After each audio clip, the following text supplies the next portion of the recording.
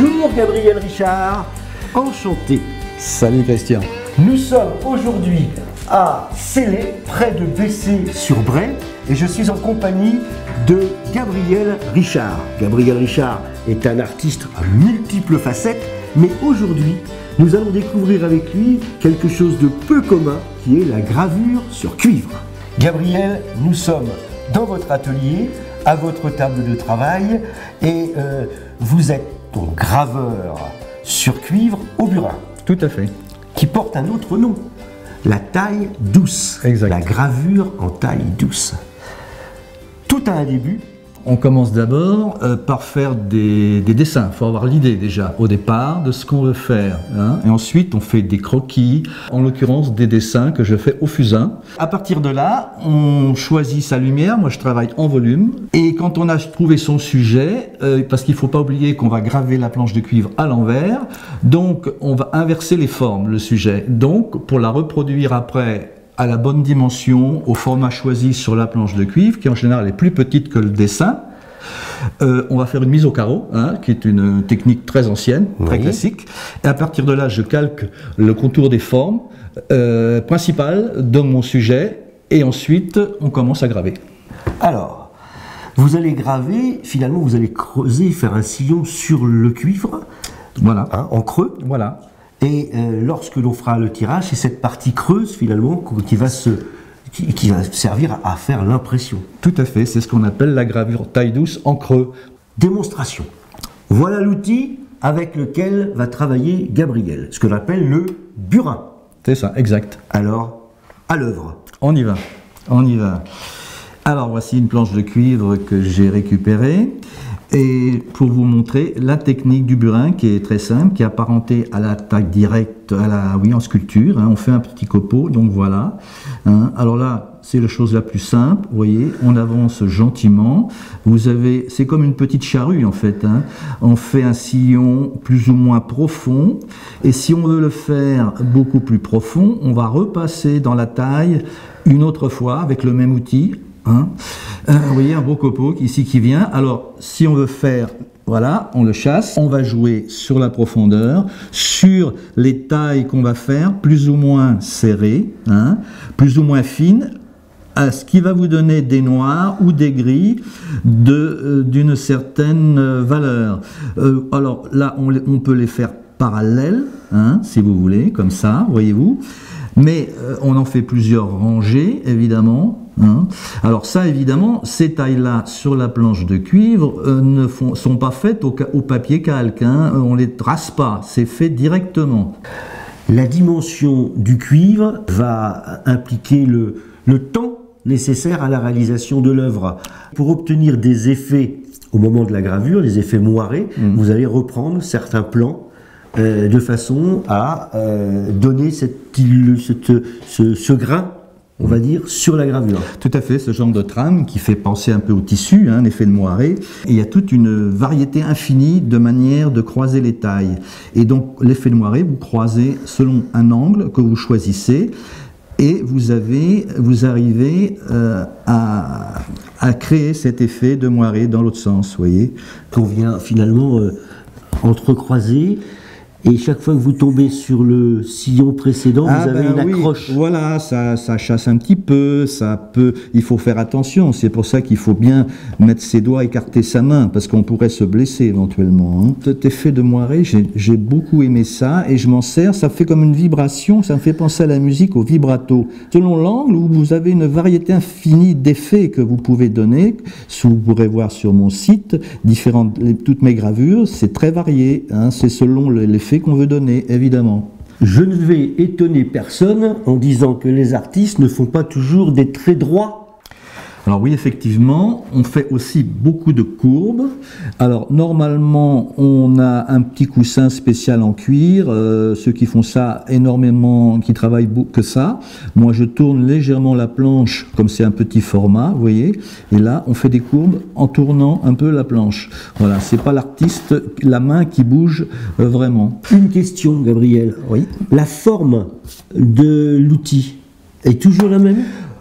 Non, Vous avez ici, donc c'est une section quadrangulaire, c'est un carré, le bout est à 45 degrés, mais vous avez aussi des burins à forme losangée, en losange. Donc ici, vous avez un angle beaucoup plus fermé pour faire des tailles plus fines. Le burin. La partie en bois s'appelle le champignon. Alors, dites-moi, Gabriel, c'est de là que vient l'expression « appuyer sur le champignon » ? Sans doute. Après avoir passé le tablier du maître graveur, nous passons à l'impression de la gravure. Voilà une planche de cuivre qui est prête. Observez l'effet de moiré avec les tailles qui se croisent et la vibration qu'on peut voir.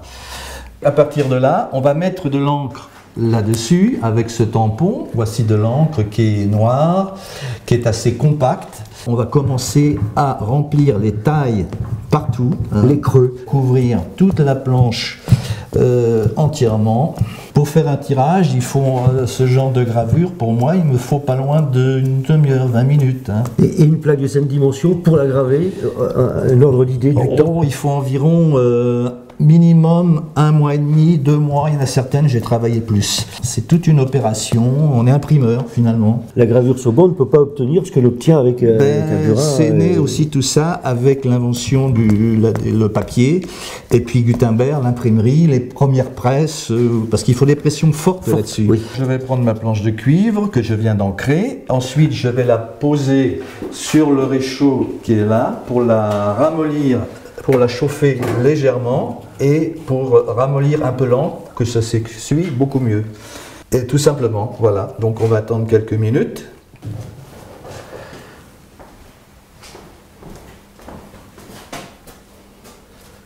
L'opération d'essuyage est une opération aussi délicate que les autres et elle va s'effectuer avec une gaze qui porte un joli nom presque poétique, la tarlatane.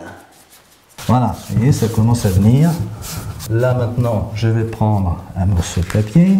Quelquefois, c'est pas mal de repasser, de réchauffer un petit peu la planche, mais je pense que ça va aller. Alors, on y passe plusieurs fois. Voilà. Voilà, c'est parti. Après chaque tirage, il faut réancrer.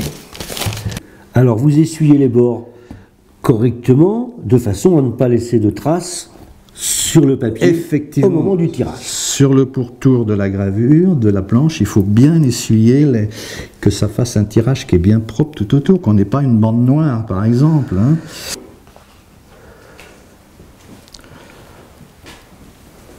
Nous sommes à l'ultime étape avant l'impression. Gabriel, vous allez déposer le papier sur la presse. Voilà, en ayant pris soin de bien centrer la planche de cuivre. Voilà, normalement c'est à peu près ça. Voilà, un papier environ de 250 grammes au mètre carré. Que vous avez auparavant humidifié. J'ai humidifié, il a trempé 24 heures dans l'eau. Je l'ai sorti il y a une bonne heure, car il faut que le papier soit humide mais pas mouillé. Pas mouillé. Ça va permettre à l'encre de venir s'accrocher. Voilà, sur le papier. Et surtout par la pression, de bien pousser la pression, bien pousser le papier pour prendre l'encre dans les tailles. D'accord.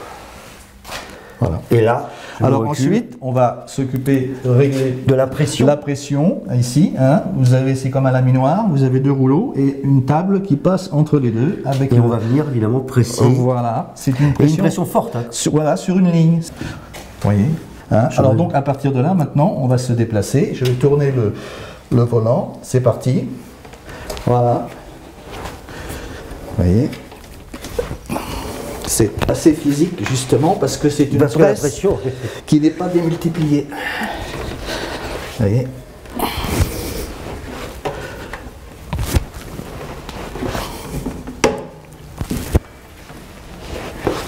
Voilà. Vous voyez. On a senti le petit décrochement quand on quitte la plaque de cuivre. Alors maintenant, on enlève la pression, je suis obligé. Pour faire revenir le plateau. Voilà. Attention, pas en prendre un coup. Voilà. Ça fait penser à une barre de navire. Oui, à l'encre. Voilà. Bon. On voit bien ici la forme de Oui, la, oui. On le relief, l'empreinte, vous voyez. Et le relief. C'est un papier qui était un peu taché par derrière. Ça, c'est une gravure spéciale. Elle a une lumière qui va en tournant. En Oui, ce sens-là, comme ça. Oui. Vous voyez, Oui.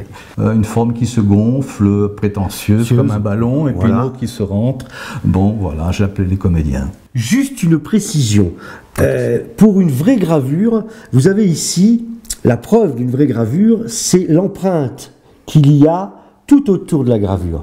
Aujourd'hui, nous trouvons sur le marché des gravures dites gravures et qui finalement sont de pâles copies parce que nous n'avons pas du tout cette empreinte, ce relief là qu'il y a autour de la gravure.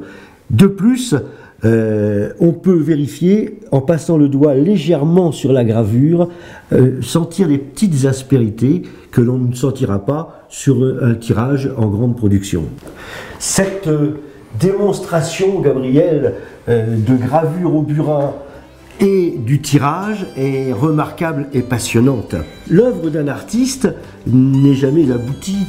Il y a toujours une recherche et toujours une évolution. La gravure, ça a été une étape.